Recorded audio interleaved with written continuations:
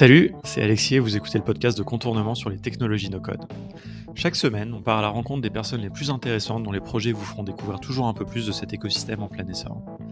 Pour débuter cette 7e saison du podcast, j'ai décidé de vous proposer 2 épisodes sur le thème du low-code. Comme ça, on va essayer de démystifier un petit peu ensemble ce sujet. Pour cette première partie, j'ai choisi d'inviter Pierre Launay et Arthur Kiefer, 2 des cofondateurs de l'agence Cube.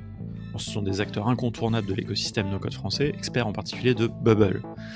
Ils se revendiquent néanmoins comme une agence low-code. Pourquoi ? On en parle tout de suite avec eux.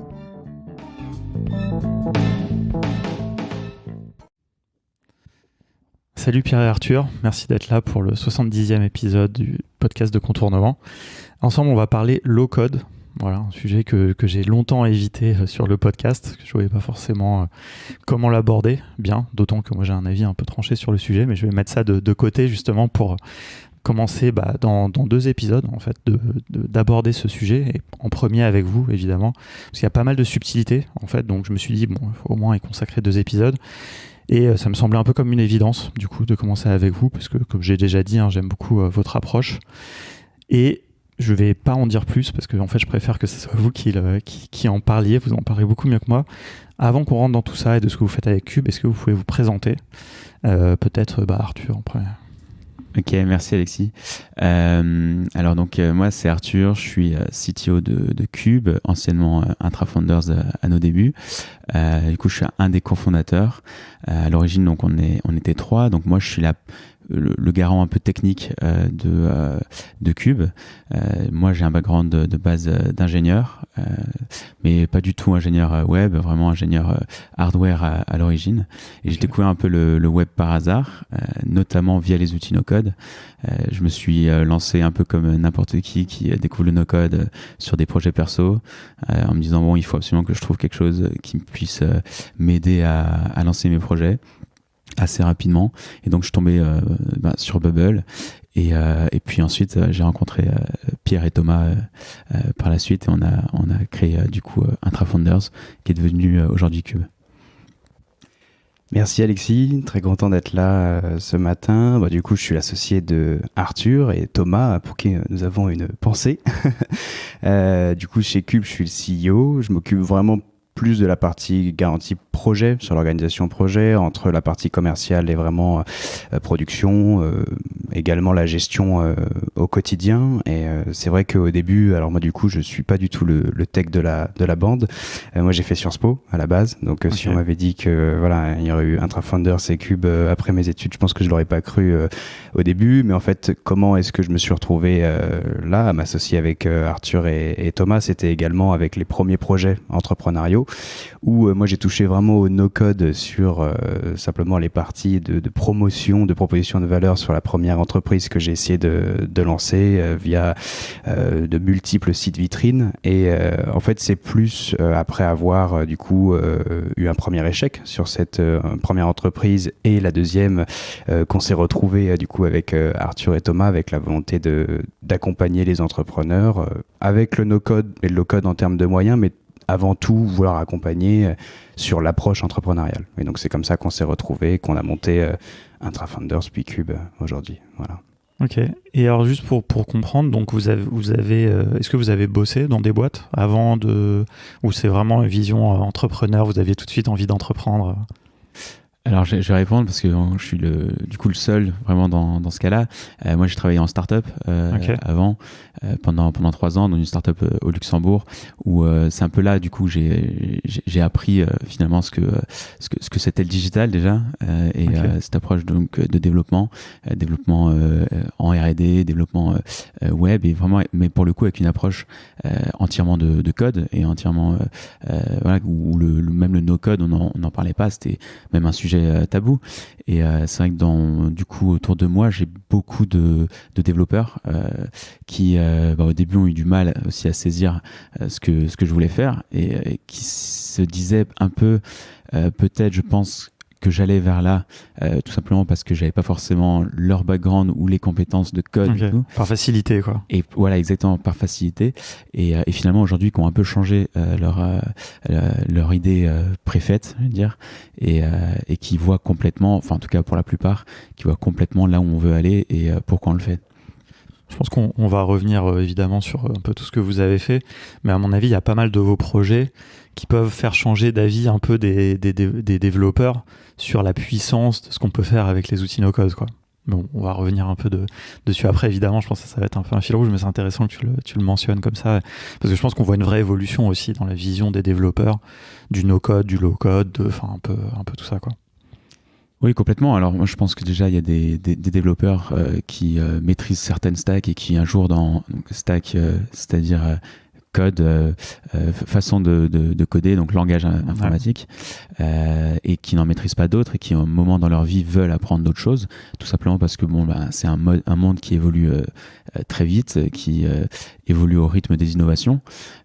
Je pense qu'une peur aussi des développeurs, c'est de rester sur la touche, se dire de pas prendre le mouvement et de se dire je suis sur justement une stack, donc un langage informatique qui est un peu dépassé et il faut absolument que je change et tout pour pouvoir ne ça, pas... c'est une réalité d'ailleurs, hein. Mais complètement. C'est intéressant, parce que quand on parle souvent, on fait une petite digression, mais ce truc qui revient un peu, est-ce que le no-code, ça va mettre les développeurs sur la touche, etc.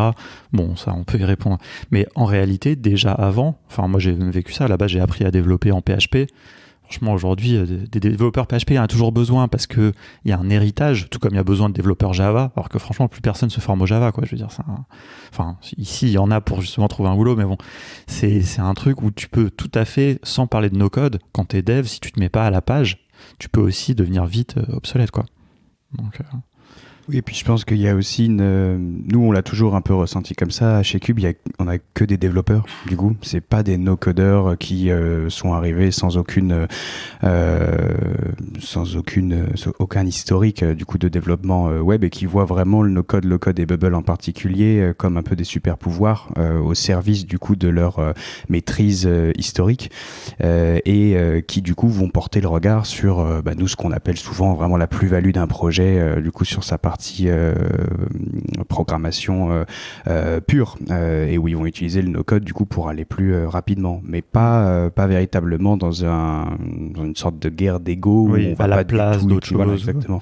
C'est un peu toujours ça qu'on a ressenti et aujourd'hui, même quand on essaye d'attirer pour recruter, on ne dit pas qu'on est no codeurs et que pour nous le code et le développeur doit disparaître, mais au contraire essayer de le présenter différemment et de montrer un peu ce mouton à 5 pattes que les développeurs de programmation visuelle devient en fait du coup, notamment avec cet outil. Ah, c'est très intéressant et c'est vraiment un peu finalement le fondement un peu de ce côté low code quoi qu'on va voir. Juste avant qu'on vienne justement sur la genèse de Cube Intrafounders, est-ce que je suis juste curieux de savoir toi ce que c'était ton expérience entrepreneuriale oui parce que j'ai l'impression que ça amène aussi un peu bien sûr. Alors du coup Arthur est le seul de nous trois à avoir travaillé avant de lancer ce qui est bien d'en avoir un quand même, hein, parce que moi je pense quand même que pour monter une boîte c'est bien aussi d'avoir été salarié avant, mais je sais pas si être alternant c'est avoir travaillé, mais du coup moi j'ai fait une alternance à la fin de mes études à Sciences Po et du coup mais j'ai lancé la première boîte à ce moment-là. Du coup Thomas c'était à peu près la même chose, on s'est retrouvés à l'ESSEC tous les trois à la suite de ce cursus après la première expérience professionnelle de Arthur, et donc ça a été très entrepreneurial. Ça a été vraiment 2 années et demie de bons gros échecs, on va dire, d'apprentissage à la dure, c'est-à-dire de pas faire 1 euro de chiffre d'affaires et de se dire ça devient très important d'en faire si on veut faire quelque chose de viable. On est là pour quand même développer une structure, pouvoir financer des projets et donc du coup ça renforce le cuir entrepreneurial de tenir justement dans cette période un peu de traversée du désert qui a été quand même courte parce que 2 ans ça a été court, mais avec c'est Thomas, long quand tu les vis, je pense. Voilà, rétrospectivement ça paraît court et puis c'est dans une carrière. Ouais, mais c'est ça un peu, et c'est d'ailleurs sur ça qu'on a vraiment eu un bon équilibre quand on s'est retrouvés tous les trois, parce que malgré nos différences de parcours, on a eu à un moment donné une constante commune, un vrai dénominateur commun qui était de vouloir faire quelque chose. Et je pense que c'est, on en parlait tout à l'heure, vraiment l'ADN de la boîte depuis le début, c'était de faire et peut-être même au détriment de parler un peu de ce qu'on a fait. C'est pour ça que ça fait plaisir d'être là ce matin pour en parler un peu plus. Mais voilà, c'était plutôt des tentatives, une première boîte, une deuxième boîte, beaucoup d'apprentissage et ensuite la troisième qui pour le moment est plutôt une réussite. Cool. Et alors, donc ça a commencé, donc vous êtes rencontrés à l'école, enfin dans cette dernière formation que vous avez fait. Et c'était quoi le déclencheur où vous vous êtes dit, on va faire une agence? D'ailleurs, est-ce que c'était ça le projet à la base? Est-ce que c'était ça où vous vous êtes dit, on va faire une agence? Non. Même pendant très longtemps, on voulait pas s'appeler agence. Ok. Il y avait... Non, en vrai, Arthur était celui de nous trois, alors avec Thomas un peu aussi, mais qui était sur Bubble depuis le plus longtemps, du coup avec un ou deux mêmes produits, et même Thomas aussi en avait fait un pendant le master. Mais il y avait vraiment, avant même Bubble, la volonté d'utiliser justement ces 2 années et demie d'expérience et de fail et de petites réussites et d'apprentissage et de partage avec les intervenants qu'on avait à l'ESSEC, qui étaient des gens brillants pour la plupart et qui nous ont fait nous poser les bonnes questions assez tôt, c'est-à-dire va faire de l'argent, essaye de traduire une idée, essaye d'exécuter plus que de penser une idée et en parler à tous ceux qui ne sont pas concernés. Donc il y avait vraiment ce côté, on a fait tout ça. On a appris des choses, on va essayer d'accompagner du coup les autres entrepreneurs, notamment à pitcher, à présenter une idée, peut-être à faire la promotion d'une proposition de valeur avec un site vitrine. Il n'y avait même pas Bubble à l'époque. Et c'est en discutant tous les trois où Arthur surtout a poussé du coup en disant non mais les gars, on peut aller beaucoup plus loin qu'un site vitrine avec des applications hyper personnalisées. Du coup en fait on s'est retrouvé autour de ça, accompagner un premier entrepreneur qui voulait lancer son site ou son app. Je sais plus exactement si c'était un mélange des deux. Et en fait, par défaut, on est devenu une agence, mais plus l'agence en moyen au service de la volonté d'accompagner vraiment ce côté.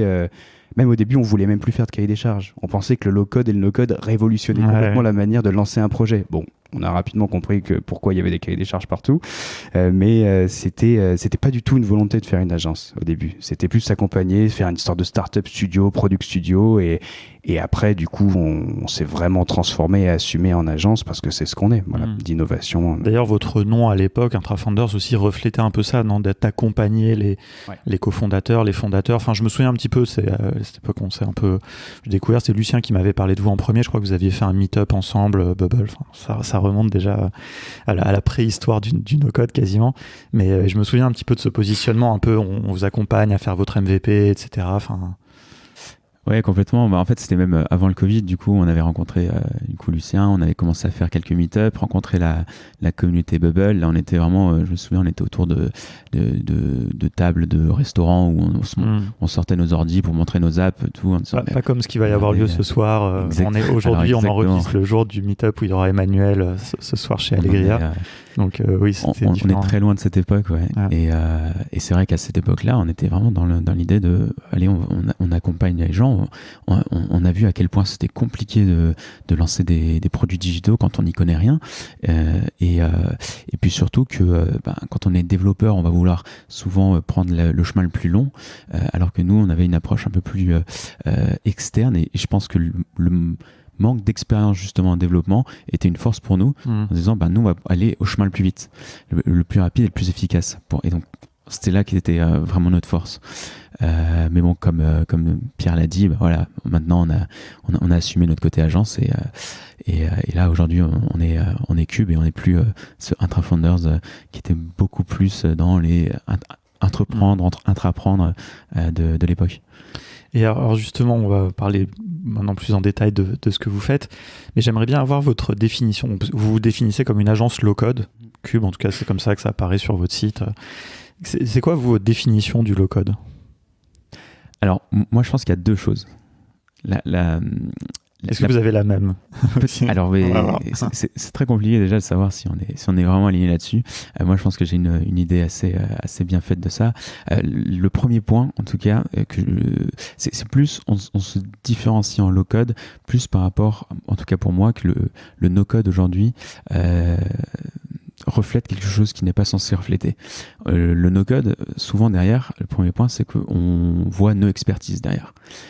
Quelqu'un qui fait du no-code, c'est quelqu'un qui fait ça parce que c'est facile, fait ça parce qu'il en a entendu parler autour de lui, il se dit mais pourquoi est-ce que je vais embaucher un développeur alors que je suis capable moi-même de faire une application, ce qui n'est pas du tout vrai, parce qu'en fait, une application, ça nécessite plein de métiers différents. Ça nécessite d'avoir un designer, ou en tout cas de savoir designer. Alors après, si on est quelqu'un qui sait designer, qui sait développer, qui sait faire du project management, qui sait faire du product management, tout en un, alors super. Mais ça, c'est des moutons à 5 pattes qui aujourd'hui... pas beaucoup, voilà, je pense qu'il y a beaucoup de gens, sans vouloir être trop critique là-dessus, il y a des gens qui pensent être comme ça. Moi, je pense très sincèrement que tu peux pas être bon dans tout ça, c'est impossible. Juste. Voilà, donc ça, c'est vraiment le premier point. Alors, est-ce que ça reflète vraiment le terme low-code? Ça, je sais pas. En tout cas, ça reflète le fait que le no-code aujourd'hui a cette particularité qui reflète en tout cas le no-expertise que nous, on essaie de défendre en ayant des équipes en interne multidisciplinaires, expertes de leur domaine. Donc toi, tu définis un peu le low-code. Là, ce que tu nous as dit, c'est un peu plus en opposition finalement au no-code. Exactement, ça c'est le premier point. Après, le deuxième point quand même, c'est que comme l'a dit Pierre au début, c'est qu'on a, nous, des développeurs en interne qui ont un background vraiment de développeurs, qui sont des personnes qui ont l'habitude de penser développement web, donc avec architecture de base de données, avec tout ce qui est utilisation du back-end et du front-end de la bonne façon, parce que même si Bubble est un outil no-code, on a la possibilité vraiment de séparer ces deux mondes, et ce qui est aujourd'hui hyper important pour des soucis de performance, pour des soucis de bonne expérience utilisateur. Et donc là, c'est vraiment, je pense, la différence entre le no-code et le low-code, c'est que un développeur, en tout cas quelqu'un qui a l'habitude de développer des applications web, va avoir les bonnes idées et la tête suffisamment bien faite pour pouvoir gérer ces problématiques-là. Et puis évidemment, aussi pouvoir rajouter un peu de code. Donc c'est là où on passe vraiment dans le low-code, rajouter cette petite touche de code de JavaScript, développer des plugins, ce genre de choses qui vont permettre de ne pas être limité par le no-code qui, par définition, le no-code est limitant. Nous, avec le low-code, on va se dire que cette limite, on ne veut pas l'accepter.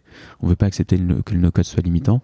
Le Bubble n'est pas une stack pour nous qui sert que à faire des POC, bien au contraire. On a pour ambition de vraiment mettre à l'échelle toutes nos applications qu'on développe, et ce sur vraiment des mois, voire des années, avant que éventuellement soit le business devienne obsolète, soit la technologie elle-même, ce qui n'est pas forcément grave étant donné que c'est le cas pour plein de différents langages de programmation, quoi. D'ailleurs, ça me fait penser à un truc, encore une petite digression, après je te laisserai parler, mais c'est toujours parce que tu vois, il y a beaucoup de critiques en fait qu'on fait au no-code ou au low-code, et qui en fait on peut vachement transposer, tu vois, et il y a c'est tout à fait ok qu'un projet qui a été fait en Bubble un jour il soit développé complètement, quoi. Et si on regarde, je vais dire une connerie mais il me semble pas, Twitter à la base ça a été développé en Ruby on Rails, un jour ils ont tout redéveloppé en JavaScript, quoi, parce que Ruby était plus le langage adapté, etc. Et donc en fait cette transition elle existe de toute façon, parce qu'on parle que de technologie, quoi. Et finalement je pense qu'un jour, dans 5 ans, 10 ans peut-être, on fera plus la distinction entre JavaScript, Bubble, Rails, qui sont 3 choses différentes. Un Rails c'est un framework, c'est pas un langage, Bubble c'est un logiciel, et puis JavaScript c'est un langage, enfin bref, voilà, j'entends un peu trop dans le truc, mais bon, ça c'est des sujets. Pierre, dis-nous. Je crois que je partage la même vision que Arthur. Peut-être pour compléter son propos, c'est aussi, en fait, tout dépend de ce dont on a besoin. Low code, no code, est-ce que c'est mieux l'un, l'autre? C'est aussi où est-ce qu'on en est dans un projet. Aujourd'hui, on voit bien qu'il y a plein de technologies, de stacks qui se développent sur une seule proposition de valeur très très précise, type Zapier, connecter les éléments entre eux. Le Zapier va faire qu'une seule chose et le faire très très bien. Si clairement un entrepreneur se lance avec un besoin extrêmement précis, pas forcément avec un parcours utilisateur complètement unifié, mais d'utiliser un Zapier avec un Excel, avec un Glide, avec un autre outil, et que ça lui permet de générer le début de son activité, le pari est réussi, ça lui a coûté presque rien, voire rien du tout, simplement du temps, et encore ce temps-là est extrêmement court, très pertinent. Même d'aller chercher une prestation low-code un peu plus poussée, ça ne l'est pas pertinent. Et alors aller sur du développement traditionnel, encore moins. Ça veut dire de l'expertise en interne, ça veut dire beaucoup plus de coûts et de risques. Mais dans un deuxième temps, du coup, je pense que par rapport à hier, où il y avait vraiment que l'alternative soit no-code pur, assez limité selon nous pour passer à l'échelle, ou le dev traditionnel, où il faut avoir une équipe avec un spécialiste front-end, back-end, DevOps, potentiellement lever des fonds, il n'y a pas 1 euro de chiffre d'affaires qui a été fait, le risque, il est considérable. Surtout sur un premier produit qui va peut-être mettre 6 à 8 mois à voir le jour, où c'est souvent innovant, parce que si on lance le produit, c'est pas pour faire la même chose qu'hier, donc le risque est très important. Donc le low-code entre les deux, je pense, permet d'avoir un peu les deux en un, conjugue un peu le meilleur des deux mondes, la rapidité du coup du no-code et de l'accessibilité. Même nous, avec nos clients aujourd'hui, on n'a pas de la maintenance, c'est quelque chose qu'on fait pour être présent, mais nous, ce qu'on aime, c'est lancer des projets. Et ce qui est bien avec Bubble, c'est qu'ils peuvent reprendre la main sur leur projet beaucoup plus facilement qu'avec une stack traditionnelle. Et donc, du coup, c'est un peu ce pont entre les deux. Voilà. Est-ce que, petite question pour réagir juste à ça, est-ce que ça arrive souvent, vraiment, que des clients puissent reprendre la main? Ça, c'est un truc où, tu vois, je me pose la question, parce que, je veux dire, mine de rien, Bubble, il faut s'y former, quoi. Tu vois, il y a un truc où j'avais un peu évoqué d'ailleurs cette question avec une de vos clientes, Hélène, ouais. Dans un épisode où elle avait parlé de vous. Et effectivement, j'ai l'impression qu'elle, c'était un petit peu son cas, c'est-à-dire qu'elle avait un petit peu la main sur certaines choses. Mais j'avais pas l'impression quand même que fondamentalement, elle pouvait, sans vous, vraiment faire évoluer son produit, quoi. Mais je sais pas, je pose la question, hein, vraiment. Alors, Hélène, c'est assez particulier. Je pense que déjà, parmi nos clients, c'est un ovni, si je puis dire. Dans le bon sens du terme. Exactement, dans le bon sens du terme. Non, parce que justement, elle a réussi à prendre en main. Son produit est quand même compliqué. Ouais. Pour un produit Bubble, c'est quand même assez complexe. Il y a des workflows partout, des trucs justement en back-end et d'autres en front. Et cette distinction-là, comme je disais tout à l'heure, est très compliqué à faire quand on n'est pas développeur.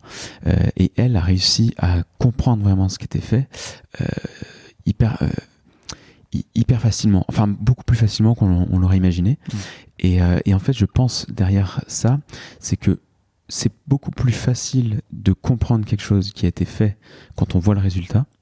Et en fait de juste aller derrière la machine et comme par exemple quelqu'un qui ouvrirait sa voiture, sur le capot de sa voiture et dire bon ok, ça, à quoi ça peut servir, bon je regarde et tout, ah ouais ça c'est relié à ça, bon ça doit être probablement le moteur, ouais. Voilà, et quand on voit l'analogie intéressante d'ailleurs, je trouve, c'est une bonne analogie, c'est-à-dire que construire une voiture, c'est hors de portée de la plupart des gens. Comprendre comment une voiture fonctionne quand on a une devant toi et peut-être même réparer un truc. Et exactement. Pas, quoi. Et je pense que c'est ce qui s'est passé là, c'est vraiment que elle avait ça devant les yeux et puis elle a regardé, ouais ok, ça a l'air de fonctionner comme ça. Ok, je vais tester. Et en testant, elle a remarqué effectivement c'était bien ça. Et donc au fur et à mesure, elle a compris ce qu'était son application. Et là où je rejoins du coup Pierre, c'est vraiment sur ce côté.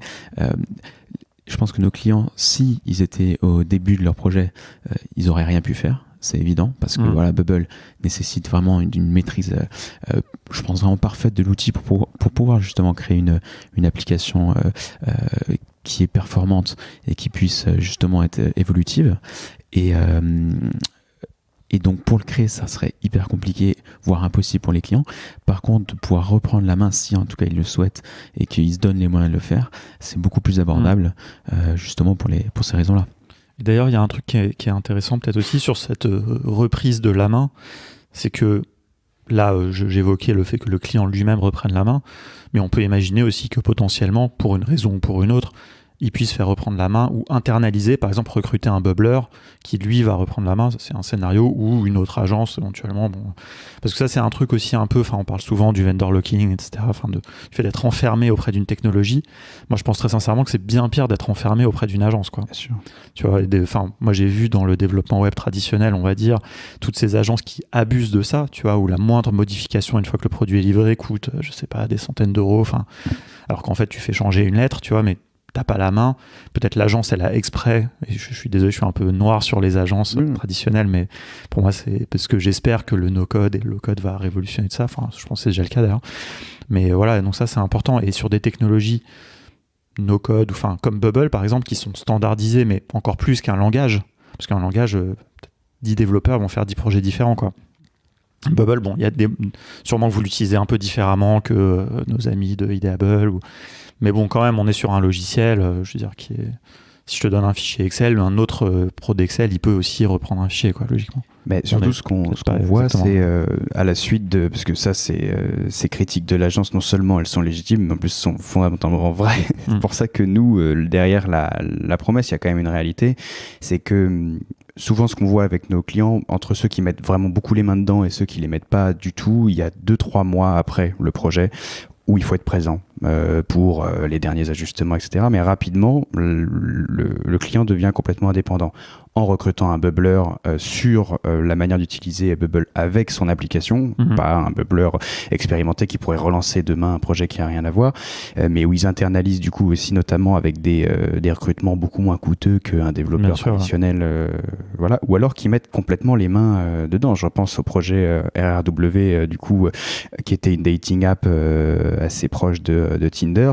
Le porteur de projet nous a tous chez Cube complètement surpris sur sa capacité à aller complètement modifier l'application après coup sans nous appeler pour nous dire j'ai tout cassé, aidez-moi. Ouais. Et ça, c'est assez rare quand même. Ça vous arrive souvent d'ailleurs? C'est plutôt rare, ce côté vraiment indépendance totale sans avoir besoin de quelqu'un d'autre, mais on a plein d'autres projets. Hélène a recruté à un moment donné, je sais pas trop comment ça se passe aujourd'hui, mais un bubbler. On avait Descapade aussi qui a recruté un bubbler en interne pour les besoins du quotidien ponctuel et pour éviter d'être dépendant de nous ou d'une autre agence. Pour moi, c'est un peu le meilleur scénario, ça, finalement, parce que ça prouve aussi la viabilité du projet. Tu recrutes quelqu'un, c'est vertueux, ça engage des bubblers, etc. Enfin, c'est un vrai sujet. Alors aujourd'hui, c'est pas non plus forcément très facile de trouver des bons bubblers, ça c'est un autre sujet. Oui. Mais non, mais je trouve ça bien parce que j'ai l'impression du coup que votre business model, il est pas du tout tourné autour de ce que font beaucoup d'agences traditionnelles, de la maintenance et tu vois, déjà il y en a qui se gavent déjà dès la vente du produit, mais tu vois, après, t'enfermes les gens et tous les mois tu leur prends un certain truc pour pas forcément faire grand chose. Ouais, sur ça. Je pense que déjà, alors nous, faire de la maintenance, c'est pas ce qui nous fait rêver. Ouais. Donc je pense que déjà, par rapport à ça, c'est aussi pour ça qu'on va pas forcément vouloir le faire, en tout cas forcer le client à rentrer dans un modèle comme ça. Et puis surtout, si c'est pour échanger une lettre à un texte, changer un texte, nous on n'a vraiment pas envie de passer notre temps à faire ça. Donc autant qu'on explique au porteur de projet, pour faire ça, pour changer ton texte, tu vas dans ton élément texte et puis tu changes ton wording. Si maintenant tu as envie de faire un truc un peu plus compliqué, alors on te conseille de revenir vers nous quand même parce que là tu risques de casser ton application et nous réparer c'est pas non plus quelque chose qu'on aime faire. Bien sûr. Mais voilà, si c'est changer les couleurs, c'est changer du texte, on les invite à aller le faire eux-mêmes.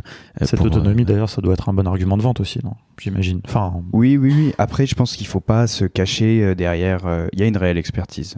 À la fin d'un projet, on fait un moment de transfert pas de compétences, mais pour montrer un peu comment fonctionne l'application avec les principaux éléments à utiliser dans le back-office. Souvent, on enregistre en vidéo ce qu'on fait parce qu'on nous rappelle après, finalement. Et même la vidéo ne peut ne pas suffire. C'est des applications qui sont quand même complexes. Il y a souvent 3 parties. Il y a un partenaire, client, back-office. Il y a beaucoup d'interactions. C'est loin d'être évident. Donc, ça permet de donner les premières clés. Mais ce serait faux de dire qu'il y a une accessibilité totale et une compréhension de 100% de ce qui se passe sans avoir un risque de casser. Heureusement, il y a des points de sauvegarde sur Bubble, ce qui permet d'y aller par étapes. Mais voilà, c'est quand même la philosophie de donner le bébé et de nous pouvoir rester sur ce qu'on, aime faire et 2, sait faire du lancement de projet. La maintenance, la maintenabilité, le côté très présent sur le très long terme, simplement sur des éléments de support, c'est pas l'expertise qu'on a vraiment au fond de nous chez Cube. Voilà. Ok. Et alors, est-ce que vous pouvez me donner un peu quelques exemples de projets justement pour illustrer un petit peu tout ça, toute cette vision très intéressante là que vous nous avez partagée? Je sais pas, qu'est-ce qu'on a parlé un petit peu du projet d'Hélène. Enfin, du coup, là, j'invite les gens à la limite à écouter l'épisode de podcast que j'avais fait avec elle, qui était très intéressant. Des choses récentes, je sais pas, qu'est-ce que... Alors, récemment, on a lancé un projet pour une boîte de crypto-monnaie qui s'appelle Swissborg, qui en fait voulait une application de gestion de communauté, enfin une application communautaire pour dans l'idée de donc réaliser des quêtes pour recevoir des coins justement, et puis ensuite vraiment essayer de gagner un peu d'argent en faisant des micro-quêtes, des missions et tout dans l'application. Donc c'est un projet qui nous a vraiment plu à ce niveau-là.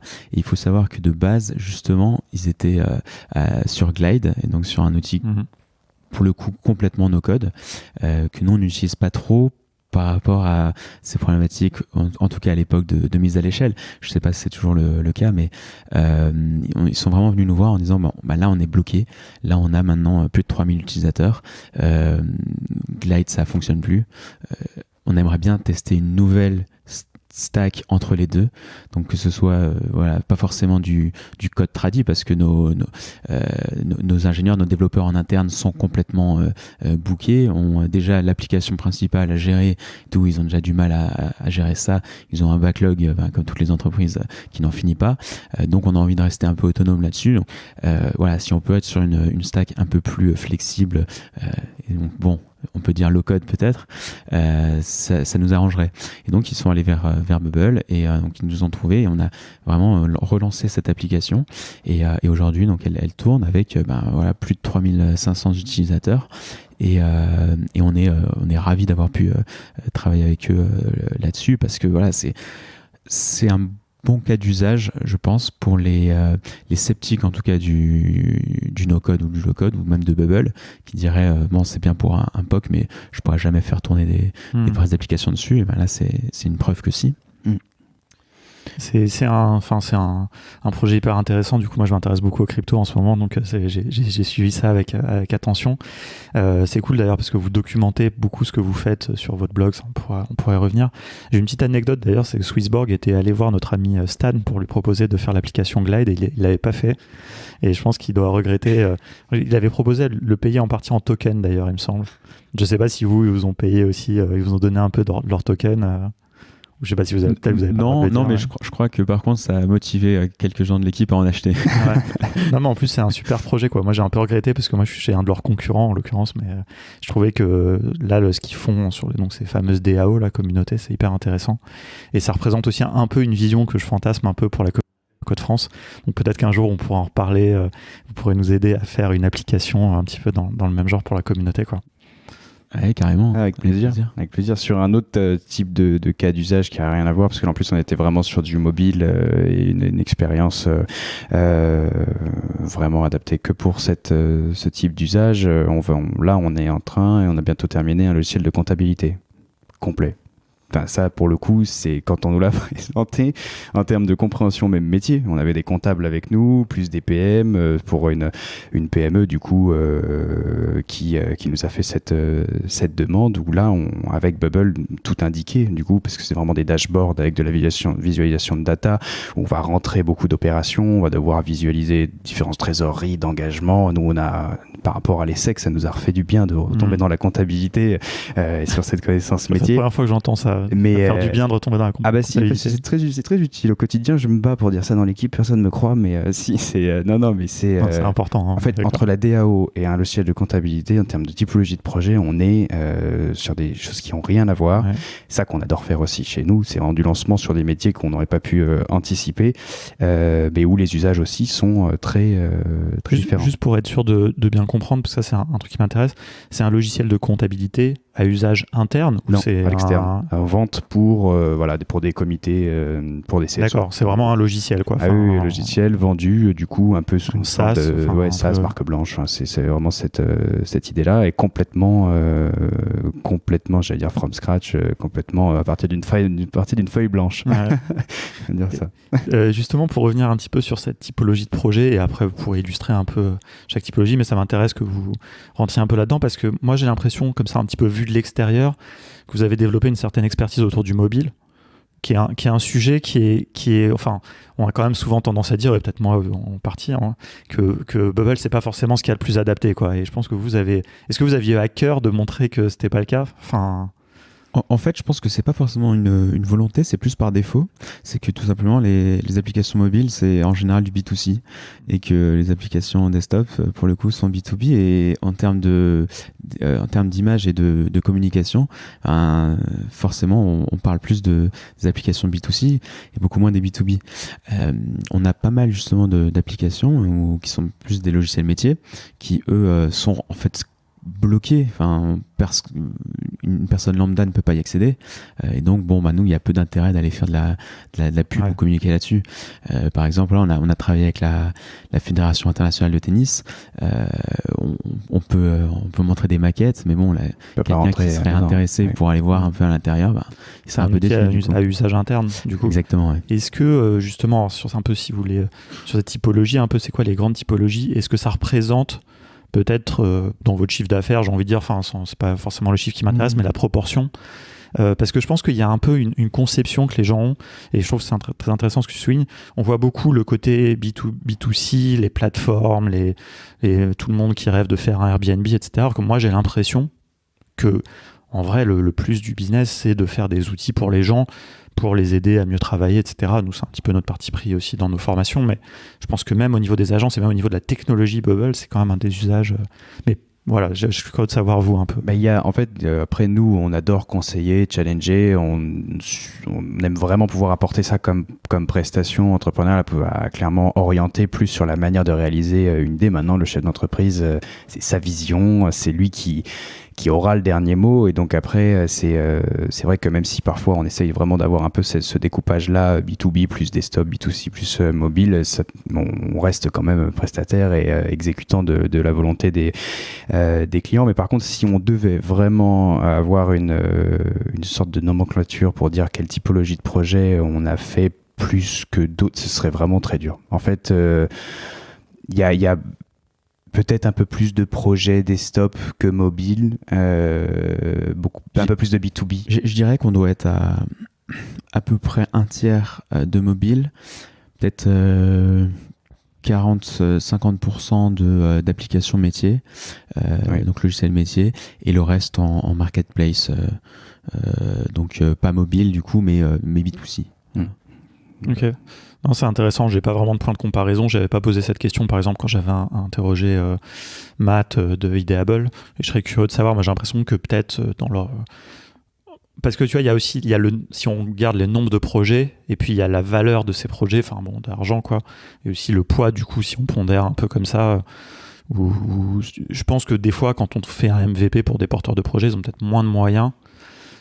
Là je vous dis un truc, ça n'a rien à voir, mais que une boîte qui veut s'outiller, une PME qui tourne bien, qui veut un bon outil de gestion. Mais d'ailleurs, souvent, celui qui a peu de moyens demande beaucoup plus que la PME qui a plus de moyens. Ouais. C'est ça qui est drôle, et souvent c'est là où le conseil est utile pour expliquer que du coup, même Bubble et la technologie, on en parle vraiment à la fin, rien qu'en termes produits.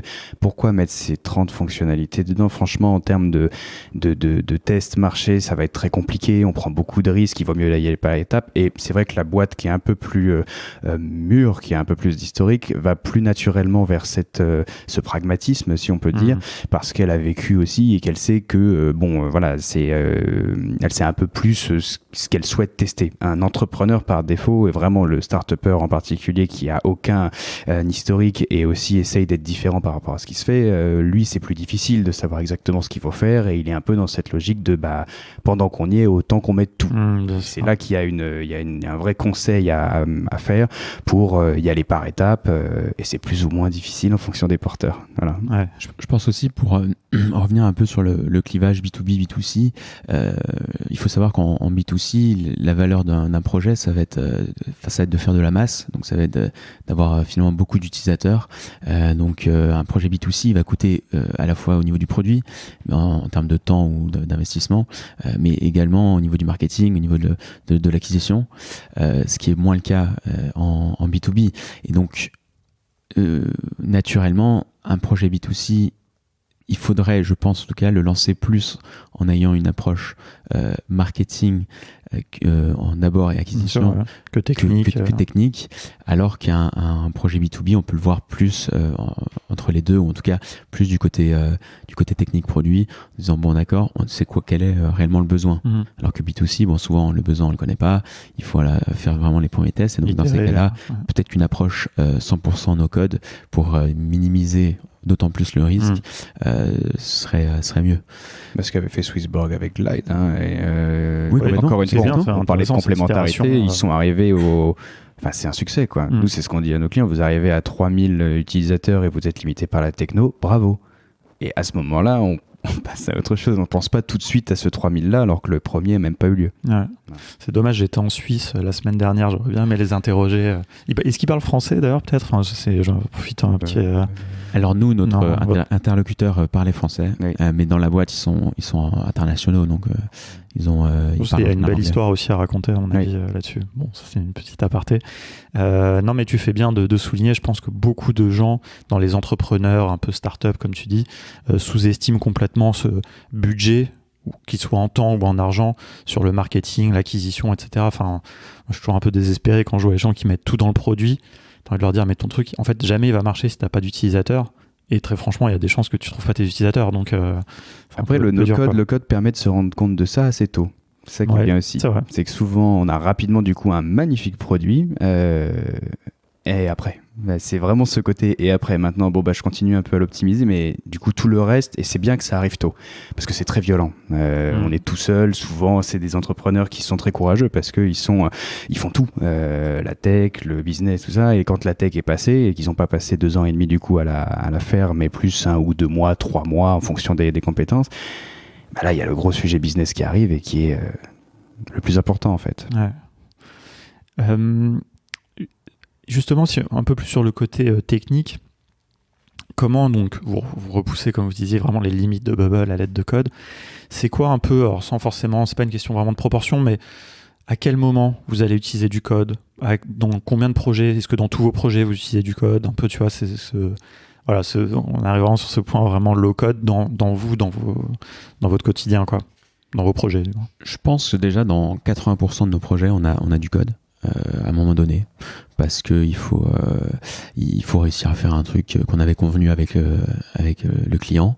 C'est vrai que nous, comme je disais tout à l'heure, le no-code, on l'utilise pour aller plus vite, pour réduire peut-être les coûts aussi de production.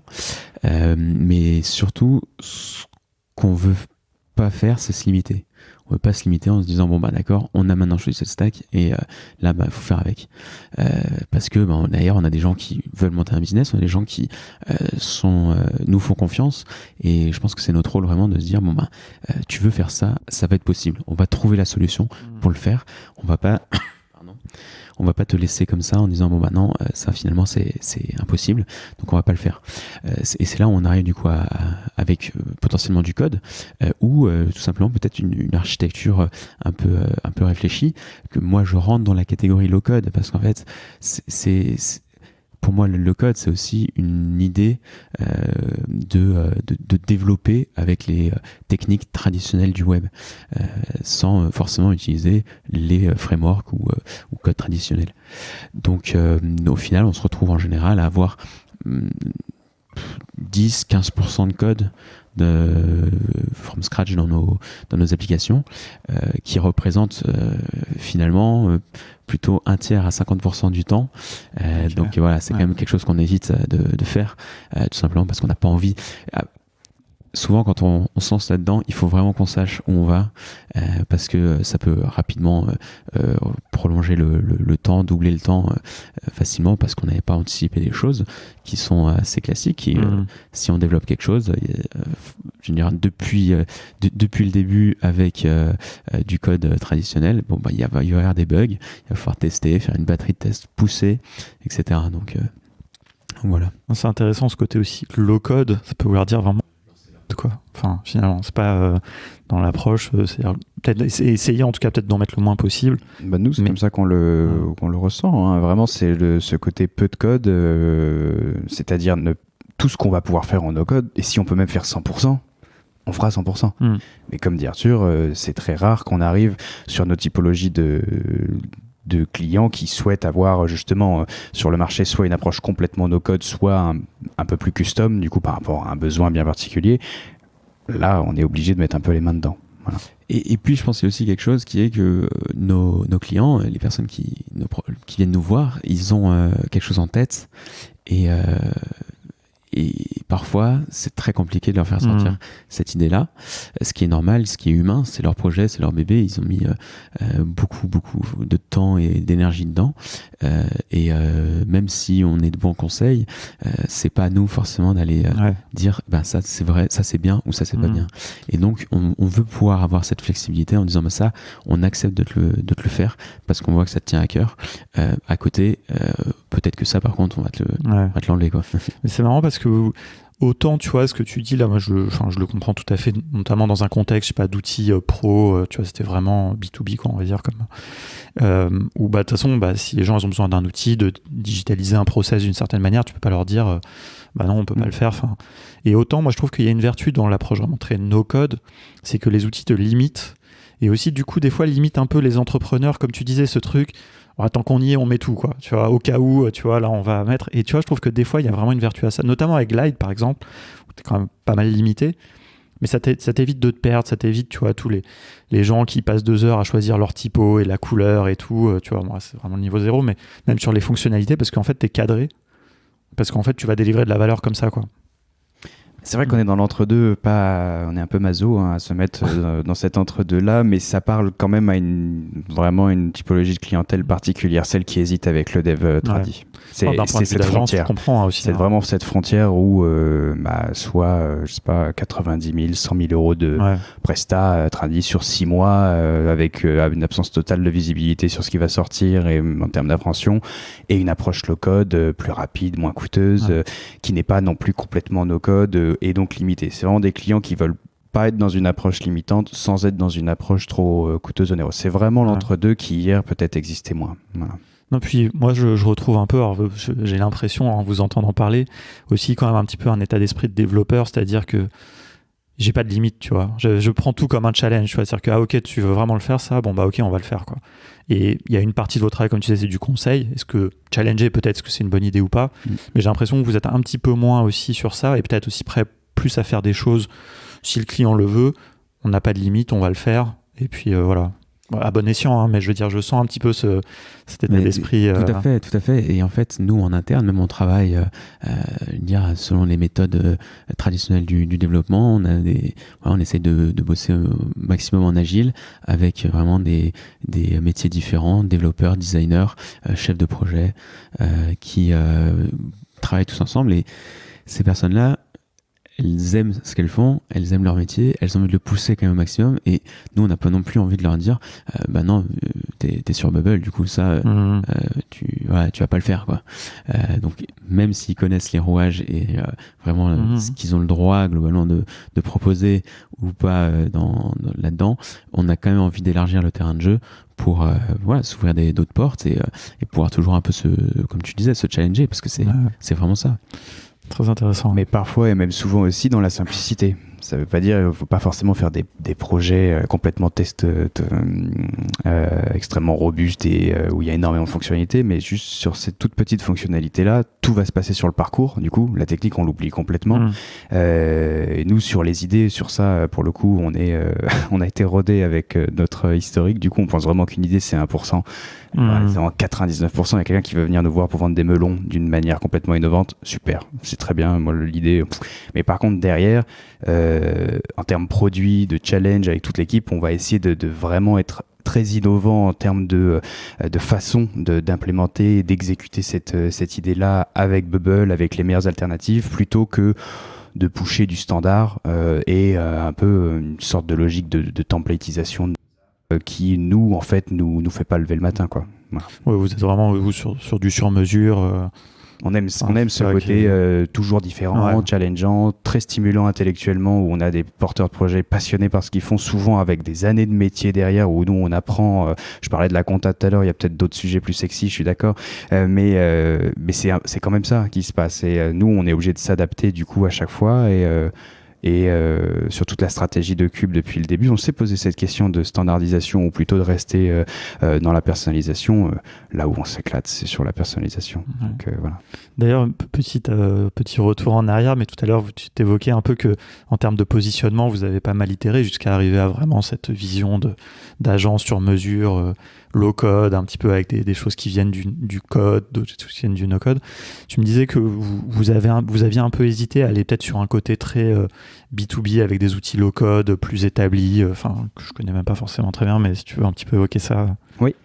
En fait, au début, on s'est lancé très vite, parce qu'on a créé la boîte, on a facturé le même jour. Donc, en gros, on s'est laissé embarquer dans une vague avec Bubble, qui était la stack qu'on utilisait, la technologie qu'on utilisait à l'époque. Et en fait, 6 mois après, quand c'est un peu retombé, quand on s'est dit, ça y est, on a un début de quelque chose, mais est-ce que Bubble est peut-être la meilleure technologie? Est-ce qu'il y en a peut-être d'autres? On a toujours resté très ouvert sur les différents éditeurs qui sortaient. Là, aujourd'hui, il y en a un qui sort tous les jours, donc il faut rester en veille permanente. Et on a fait ce travail de benchmark vraiment en profondeur sur quel serait potentiellement le Bubble des grandes boîtes, des grandes entreprises. Et là, en fait, on a découvert un monde qui existe depuis 20 ans. Les Power Apps, les OutSystems, les Mendix, les très gros outils low-code. Et c'est vrai que la première réaction a été de se dire, non mais c'est magnifique, ça y est, on n'aura plus le problème du sujet cloud avec les grandes entreprises. On a trouvé notre Bubble des grandes boîtes. Et en fait, pas du tout. On rentrait en fait dans un autre métier qui n'est pas du tout une agence d'innovation créative, libre, où Bubble est utilisé comme une technologie comme JavaScript, où on en fait ce qu'on veut et on n'a pas à suivre une politique. Si on veut faire du no-code Bubble, on fait du no-code Bubble, du low-code, on fait du low-code. Emmanuel nous appelle pas tous les matins pour nous dire il faut faire comme ça avec Bubble. On a une liberté totale. Avec ces éditeurs-là, il fallait se fondre complètement dans leur politique. Il y avait d'ailleurs des éditeurs comme Uncork par exemple qui font que de la banque. Il fallait se spécialiser par vertical métier. Et en fait, en devenant du coup cet intégrateur, nous on perdait complètement l'ADN, la philosophie entrepreneuriale qu'on avait depuis le début et ce goût pour la nouveauté et la liberté surtout. Et donc on est revenu à notre technologie de cœur initiale qui était Bubble pour vraiment développer une expertise très forte. Aujourd'hui, 95% de notre chiffre d'affaires c'est Bubble, 5% de Webflow, je dirais 5 à 10%. Souvent il y a une complémentarité très intéressante avec le site vitrine. On va pas s'amuser à faire toujours des landing pages avec Bubble. C'est plus intéressant même en termes de référencement des SEO avec Webflow. Mais aujourd'hui on le sait, c'est vraiment quelque chose. On reste quand même à l'éveil. Il y a beaucoup de technologies sur lesquelles on voit des démonstrations où ils nous font tous les mois peut-être une découverte. Mais maintenant qu'on connaît bien quand même les limites de Bubble, donc c'est vrai qu'à chaque fois qu'il y a un outil un peu sympa qui corrige un problème de Bubble, on est tenté d'aller voir un peu ailleurs, mais on retourne souvent même toujours à notre premier amour parce qu'aujourd'hui Bubble est tellement flexible et tellement nous apporte cette flexibilité qu'aucun autre outil ne peut nous apporter. Juste pour rebondir rapidement sur ce que Pierre disait, sur des outils, des solutions, même plutôt low-code de grandes entreprises, in fine, on devient donc intégrateur, on va faire de la maintenance et on va plus du tout aller lancer des applications, lancer des projets, innover, etc. Et ça, on voulait absolument éviter à tout prix. Donc, c'est comme ça qu'on est vraiment revenu à nos racines et donc à Bubble. C'est très intéressant ce retour d'expérience. Ça permet aux gens, je pense, qui n'ont pas du tout d'idée de ce que c'est finalement le métier d'intégrateur et la différence, là en quelques mots, vraiment, on voit que c'est flagrant, quoi. C'est un autre métier entre l'intégration, l'intégrateur et l'agence. C'est vraiment et ça nous montre un petit peu ce low-code professionnel, je sais pas si qui existe depuis longtemps. Grandes entreprises, grands comptes, on va dire, qui existent depuis longtemps. Et peut-être qu'un jour je creuserai un peu, mais qui, j'avoue, m'intéresse aussi beaucoup moins. J'ai juste une toute petite question un petit peu technique, mais que je me pose depuis longtemps, comme je connais pas très bien Bubble, et surtout j'ai jamais fait de dev dans le contexte de Bubble.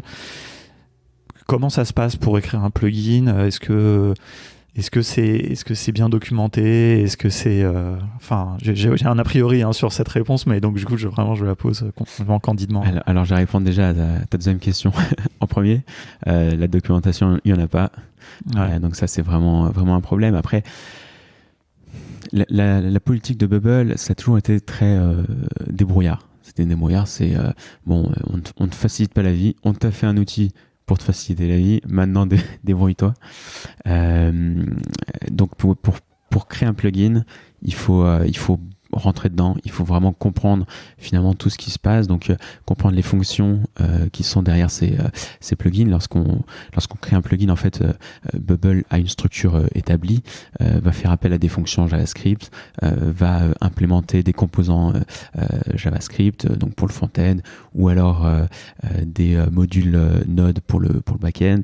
Enfin voilà, tout ça qui sont pour le coup, ils utilisent en plus une manière de faire qui est vraiment propre à Bubble, avec vraiment leur fonction. Et donc, c'est vrai que sans documentation, c'est assez compliqué. Maintenant, avec le forum, aujourd'hui, il y a quand même beaucoup de personnes qui expliquent comment ça fonctionne, comment on peut faire. Et puis surtout, là, c'est du temps. C'est du temps à passer dedans. Connaître évidemment JavaScript pour savoir vraiment comment s'articulent les choses, comprendre quand une fonction est exécutée, pourquoi elle est exécutée, etc. Et puis la gestion de variables, les genres de choses. Donc c'est vraiment, là pour le coup, c'est là où on rentre vraiment dans le code. C'est que là pour le coup, on sort de l'univers du no-code complètement. Et pour développer un plugin, il faut absolument savoir où est-ce qu'on met les mains et pourquoi on le fait. Moi, ce dont j'ai l'impression, tu vois, c'est que du fait de l'héritage, du fait que Bubble soit autant en avance sur les autres, du coup, ils ont fait un peu leur propre truc, comme tu dis, parce que si je comprends bien, c'est du JavaScript vanilla, comme on dit, c'est-à-dire c'est pas, et plus avec leurs fonctions, quoi. Là où tu vois des outils qui se sont lancés après, des Airtable, des Adalo, etc., tu fais du React dans le contexte de l'outil, et donc il y a un truc qu'ils ont pris, mais c'est normal, ils l'ont fait plus tard. C'est difficile de blâmer. Je crois que Bubble a commencé littéralement, React peut-être venait à peine de sortir. Ouais, exactement. Donc, je pense que t'as raison. Si le reste aujourd'hui, il prendrait certainement un framework front-end beaucoup plus standard, type React ou Angular. Mais voilà, ils ont fait le pari de lancer leur propre framework et ça marche bien. Aujourd'hui, en plus, ils ont sorti le nouveau Responsive Engine qui est un peu la même question d'ailleurs. C'est aussi un peu une question d'héritage.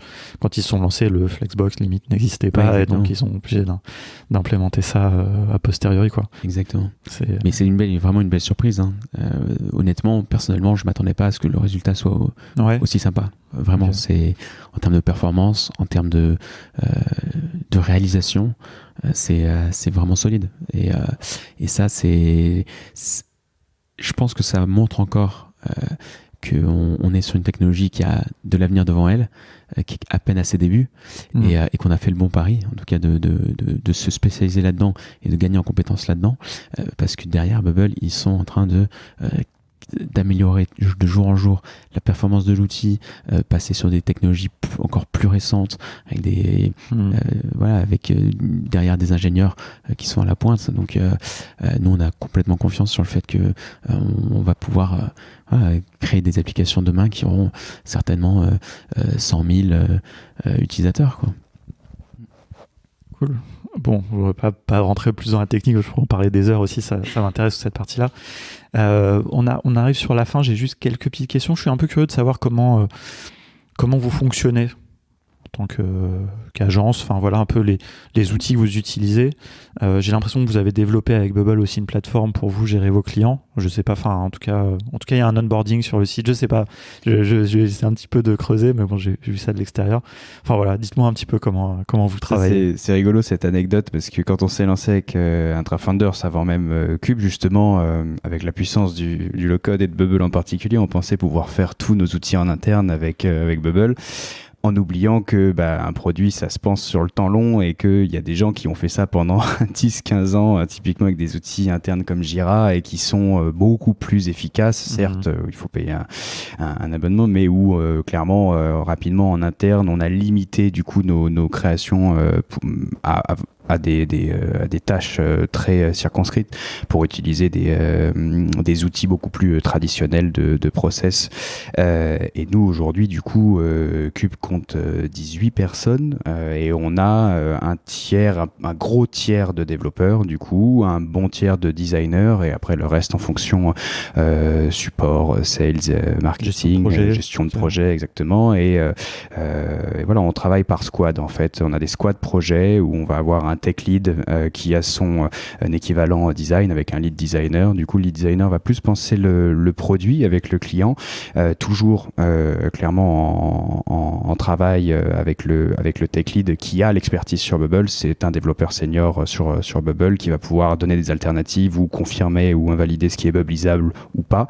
Et après, du coup, un développeur senior, designer senior, développeur junior, designer junior, ça fait des squads de 4, 5, 6 personnes maximum en miroir entre les devs et les designers, plus un chef de projet du coup qui travaille avec chaque squad en fonction des projets. Donc voilà, aujourd'hui c'est vrai que sur Bubble il y a cette proximité entre designers et développeurs au sein d'une même squad est très pertinente. Notre rêve c'est de pousser nos designers vers l'intégration même front sur Bubble. On travaille cette liaison du coup entre les deux métiers, mais voilà, il y a une proximité qui est intéressante. Ouais. Et pour revenir sur les outils aussi qu'on utilise, donc au final on fait plutôt de l'automatisation en interne avec du Zapier, avec Jira, d'autres solutions, et on a décidé un peu de laisser tomber nos outils vraiment développés en interne, aussi parce que au niveau de la maintenance, il faut, à partir du moment où on a un outil, on est responsable qu'on a développé un outil, on est responsable de le maintenir, et ça fait du temps en moins pour les projets qu'on fait pour nos clients. Donc aussi c'est une des raisons pour lesquelles on utilise encore quelques outils Bubble, mais on a vraiment essayé d'arrêter au maximum. On a quand même l'outil d'onboarding pour les clients, du coup, qui rentrent et peuvent. Mais c'est un multi-step assez court, qui permet de centraliser la demande pour l'externe, du coup. Ok, ça c'est pour rentrer quoi, mais après une fois que le projet démarre... Voilà, après l'humain revient. On a eu des tentatives de produits en interne où on automatisait la manière de faire le cahier des charges, etc. Mais encore une fois, il aurait fallu faire que ça. Et puis on en revient un petit peu aussi peut-être à ce côté un petit peu sur mesure que vous avez envie. Exactement. Aussi, et donc un accompagnement, et donc peut-être un peu moins, si je fais un parallèle peut-être avec le fonctionnement d'AirDev, qui est très... streamliné, j'ai même pas le mot en français, mais je sais pas, très directif. Enfin, on avait fait un épisode du coup avec un peu dédié aux agences, avec Lucien qui parlait d'AirDev et Matt qui parlait d'Ideable, et donc et on voyait que chez AirDev quand même c'est une ligne droite quoi. Le client il est dans un tunnel. Là pour le coup c'est un peu tout le temps templétisé. Oui. Non, nous on y tient, ça vraiment pour le coup, et même aujourd'hui c'est vraiment une fierté d'avoir beaucoup de designers, des chefs de projet, des développeurs, pas je m'attendais pas à la proportion que tu disais, un tiers, qu'il y ait autant à peu près de designers que de... parce que nous vraiment pour le coup on est content de pas être content, et c'est ce qu'on essaie de construire tous les jours, pas une agence de dev web, on est une agence d'innovation. Donc avec l'innovation il y a le produit, et le produit il faut du temps, des métiers, et ce cloisonnement du coup avec Bubble, c'est un cocktail hyper intéressant, quoi. Voilà. Est-ce que les designers travaillent un peu dans Bubble ? Justement, du coup, c'est un des gros travaux de fond qu'on a. Alors, une proximité de culture dans la maîtrise. Ils voient Bubble tous les jours pour intégrer des designs toujours plus en adéquation avec ce que Bubble permet, ou être permissif, mais dans quelle mesure? Enfin, il y a toujours ce regard-là. Mais c'est vrai qu'en interne, c'est un sujet important pour nous, ça. Bubble, ça reste le ciment quand même dans les équipes. C'est ce qui lie tout le monde, et donc évidemment, il faut que tout le monde ait un peu la notion de ce que Bubble est capable de faire, de ce qu'on peut faire et tout. Mais avant tout, je pense que, mais ça revient à ce qu'on disait tout à l'heure, c'est que nous, on veut pas être limitant.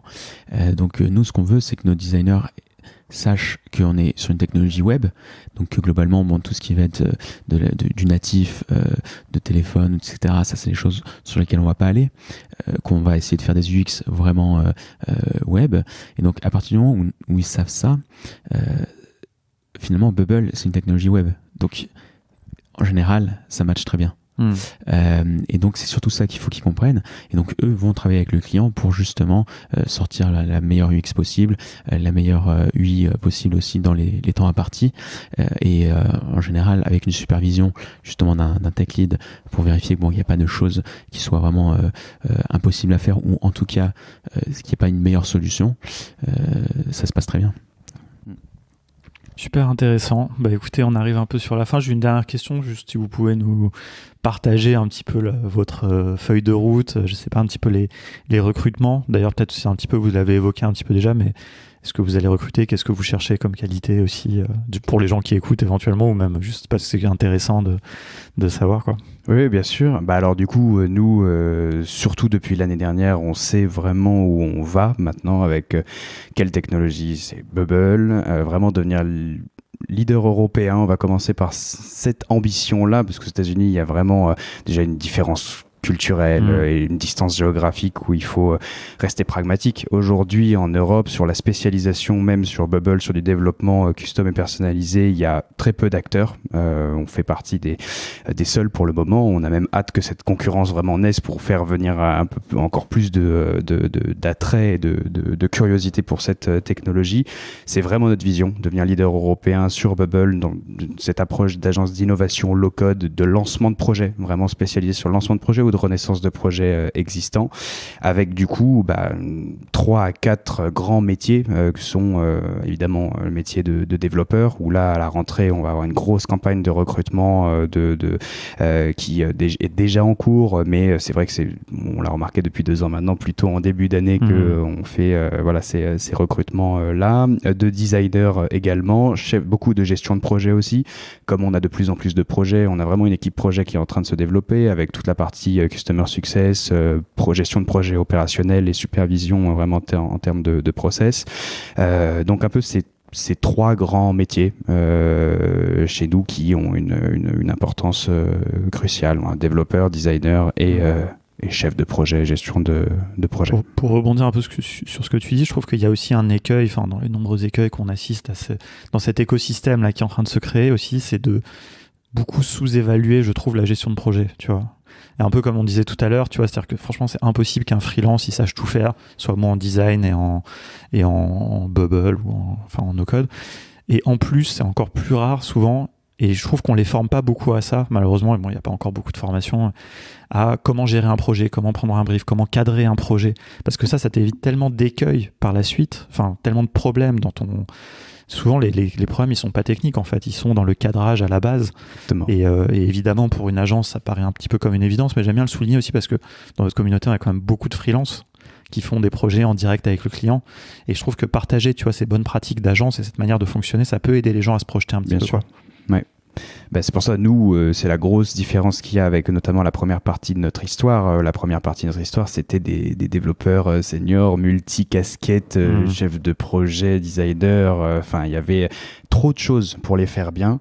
Et le fait de revenir, on n'a rien inventé, hein, clairement un cloisonnement plus sur des métiers qui font sens pour lancer un produit, c'est un designer, développeur, tech lead et chef de projet. On a les bonnes personnes au bon endroit et le client ne se sent plus... il se sent pas perdu, quoi. Il se sent vraiment avec la bonne personne au bon moment du projet et cet interlocuteur de confiance qui est capable de passer justement de sujet de design à tech pur pour garder la globalité et un peu le ciment dans toute la prestation de conception et de développement. Le chef de projet aujourd'hui, qu'on soit sur du no-code, low-code ou du dev-tradi, il est central. Et donc voilà, c'est... S'il y a bien une chose qu'on a appris aujourd'hui, c'est que dorénavant on se lance plus dans un projet en dev sans savoir où on va.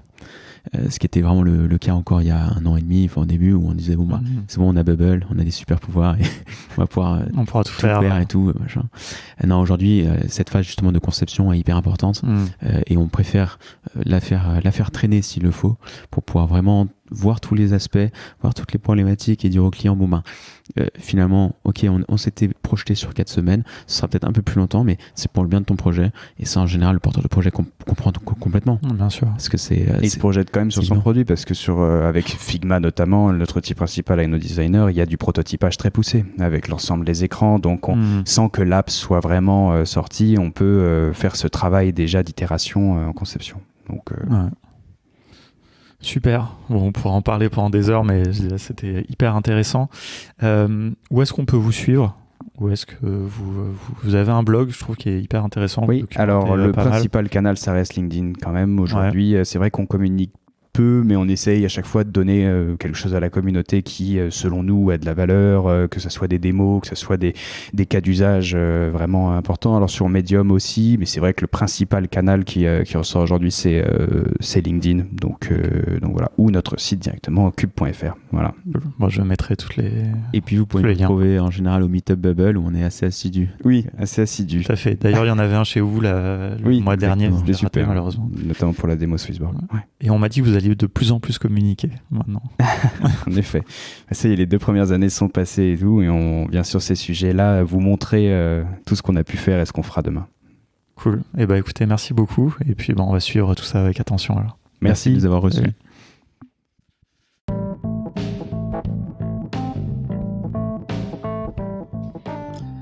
Merci d'avoir écouté cet épisode jusqu'au bout. J'espère que ça vous a plu, que vous avez appris des choses. N'hésitez pas à me le dire sur le Slack de No Code France, comme d'habitude.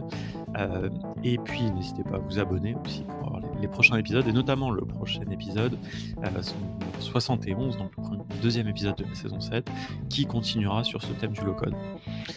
Moi, j'ai beaucoup apprécié cette conversation. Je trouve que Pierre et Arthur sont dans le no-code game et le low-code game depuis un moment. J'ai envie juste d'attirer un petit peu votre attention sur la conclusion que je ferai un petit peu de tout ça. C'est que là, vous avez une première, finalement, définition du low-code, qui est l'utilisation d'outils no-code avec du code. Vous l'avez bien compris dans la démarche de Cube.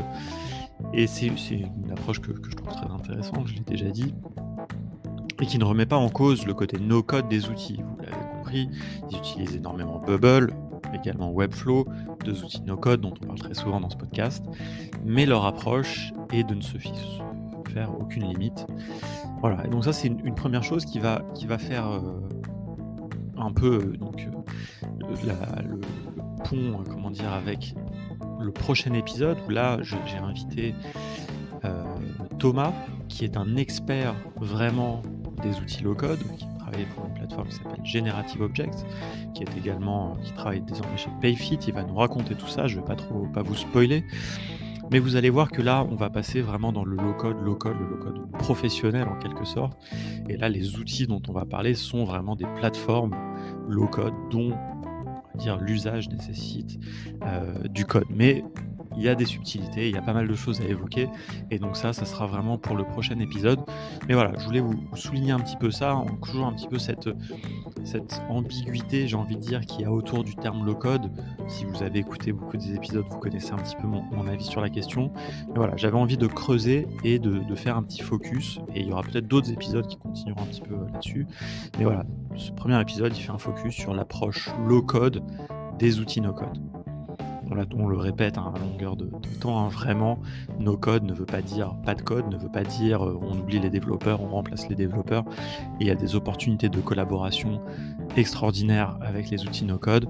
Vous l'avez vu ici dans un exemple avec Bubble, et on creusera probablement une utilisation plus low code d'outils comme Zapier et Airtable, qui sont des outils, vous le savez, auxquels on forme chez Contournement.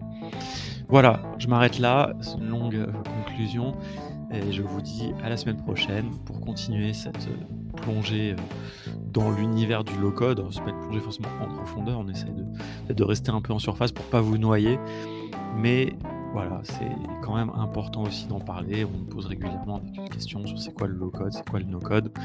Maintenant, vous avez d'autres personnes qui vous en parlent, qui vous donnent leur avis. Merci beaucoup et à la semaine prochaine.